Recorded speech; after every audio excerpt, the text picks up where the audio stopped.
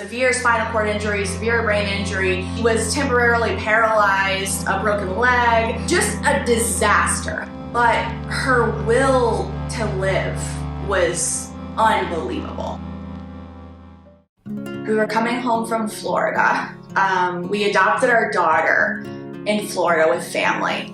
So we're leaving the Knoxville mountains. They're so beautiful, and we're coming down this major highway. And all of a sudden, I look up and it looks like there was like a sheep in the median. That's what I said to my husband. I'm like, what is that? Is that a sheep? Is that a dog? So I said to my husband, I'm like, we're gonna have to turn around and go get that dog. So we took our blanket, ran across the street to grab her, but honestly, she was just barely there. And I put her in our trunk, and I'm like, this dog is not going to survive the trip.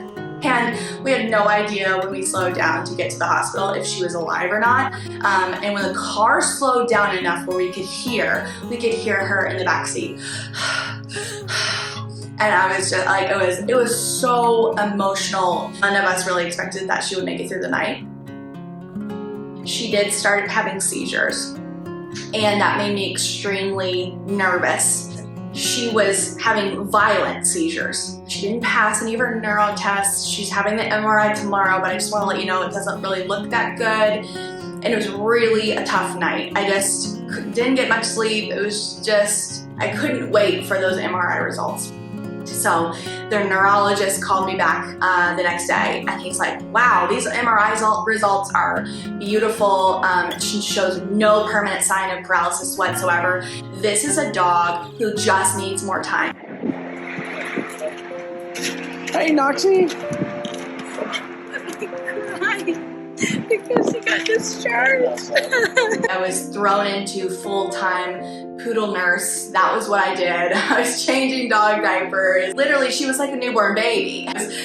My kids were helping too. They would feed her at her place because at that point she did only have basic head control.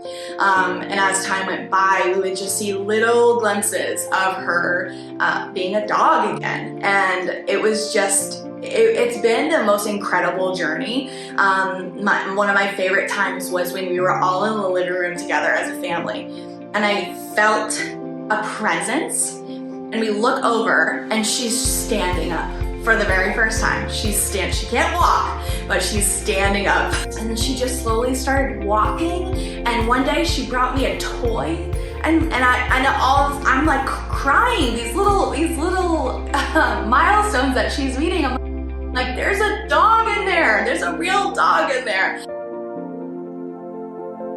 She's the most gentle dog. She's so gentle with my kids. She's so loving. She wants to be near you all the time. Her intelligence level, she's like another one of my kids. She's just so incredible. I've fallen in love with a poodle. I didn't even know that was possible.